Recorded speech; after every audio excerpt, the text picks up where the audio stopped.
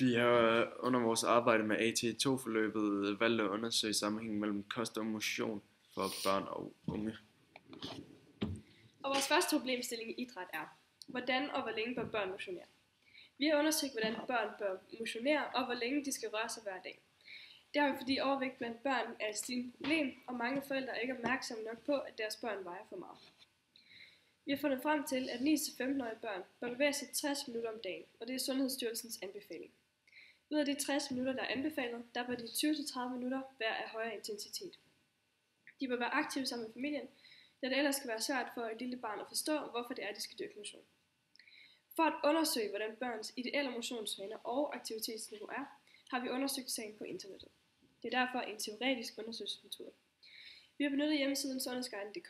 Der er der oplyst konkrete tal, som vi kan basere vores viden på, og det er derfor også en kvantitativ undersøgelsesmetode. Fordelen ved at benytte sig af en kvantitativ metode er, at vi får nogle præcise tal og statistikker, men vi finder dog ikke ud af, hvordan det enkelte barn føler sig, og om de faktisk tænker på, at de vejer for meget. For at gøre undersøgelsen mere præcis, kunne man benytte sig af en eksperimentel metode, hvor man kunne sætte nogle børn med samme BMI til at følge det samme kostprogram, og så give dem forskellige træningsprogrammer. På den måde vil man kunne observere, hvordan de forskellige børns kondital og sundhed udvikler sig over en længere periode. Vores anden problemstilling, det er, hvordan sammenhængen mellem socialgrupperne og deres sundhed er.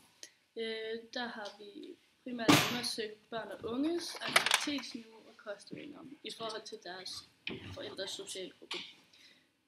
Vi har primært fået vores information fra internettet, og derfor har vi en teoretisk tilgang til vores problemstilling. Hvis vi har haft mange år til at lave den her undersøgelse, ville vi også kunne have fået noget praktisk med. Det ville vi kunne gøre ved at følge en gruppe unge, eller en gruppe børn, fra forskellige sociale grupper, indtil de bliver voksne, og så se, hvordan deres kost- og motionsvaner bliver. Det er også en kvantitativ metode, vi har brugt, at vi har kigget på mange statistikker og tabeller, og dermed har fået nogle konkrete tal at kigge på. Det er bedst at bruge den kvantitative metode her, fordi vi skal generalisere over et helt land, og det ville være for omfattende, hvis vi skulle bruge den kvalitative metode, hvor vi ville skulle ud og lave interviews med rigtig mange personer. Så. Da det er den kvantitative metode, der er anvendt, så er der blevet sendt spørgeskemaer ud til rigtig mange mennesker, og på baggrund af svarene fra de spørgeskemaer, og der laves tabeller og statistikker over alle informationerne, så man hurtigt og nemt kan få et overblik. Børn de præges meget af deres forældre og lærere og generelt bare omgivelserne. Så hvis nu for eksempel forældrene de er meget inaktive og spiser rigtig meget junkfood, så vil børnene højst sandsynligt også selv blive sådan. Der er blevet lavet rigtig mange, vi har set på nogle tabeller, der viser sammenhængen mellem de sociale grupper og deres sundhedsvaner. Og i den ene, der har vi set, i den ene tabel, kan vi se, hvor meget motion børnene dyrker i forhold til deres forældres socialgruppe. Og i socialgruppe 1 og 2, der dyrkes der rigtig meget motion i forhold til gruppe 4 og 5. Der er faktisk næsten en fordobling antallet af børn, der dyrker motion fra socialgruppe 5 til 1. Derfor er det meget vigtigt at sørge for at informere og motivere børn fra de er unge til at få nogle gode kostvaner og motionsvaner. Og tredje problemstilling er, hvordan man kan forebygge fedme i de danske folkeskoler. Og vi har undersøgt det ved at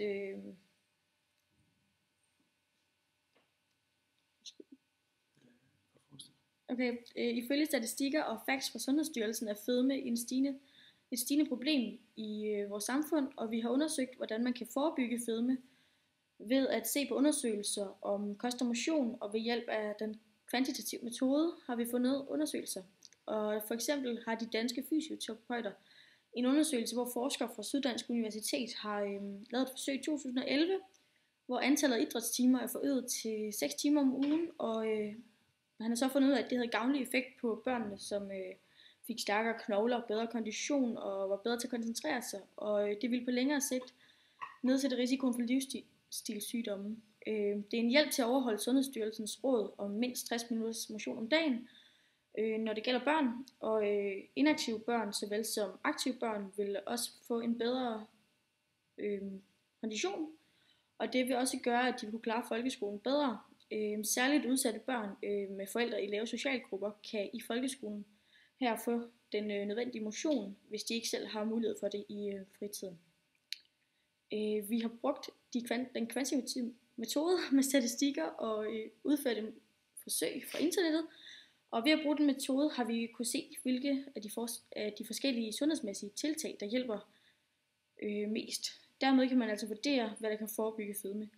Vi kunne have valgt at lave et spørgeskema, men vores problemstilling omhandler folkeskoleelever, så det er ikke muligt at have lavet det. Her vil vi have haft mulighed for at se, hvordan de forskellige elever forholder sig til emnet. Og fordele ved vores, eller ulemper ved vores metode er, at et interview for eksempel kunne have givet dybere indsigt i børns forhold til fedme. Man kunne også have interviewet nogle forskere, som har forstand på fedme og udbredelsen af det, og dermed have fået en bedre forståelse.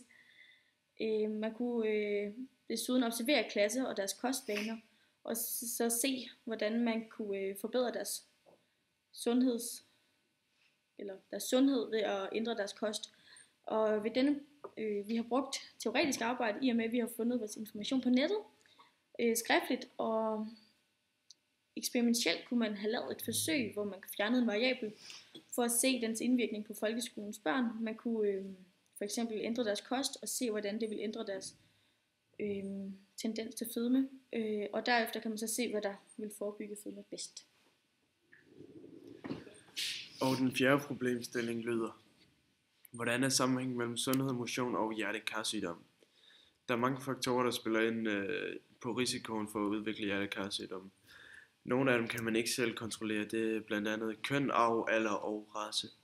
Disse kan man ikke gøre noget ved, men der er andre faktorer, man selv har kontrol over, som også har stor indflydelse på risikoen for at udvikle hjerte-karsygdom. Det er kost, rygning, alkohol og motion. Grunden til, at vi har valgt at undersøge dette emne, er fordi mere end 300.000 danskere kæmper mod hjerte-karsygdom, og de er dødsårsagen for hver fjerde dansker i dagens Danmark.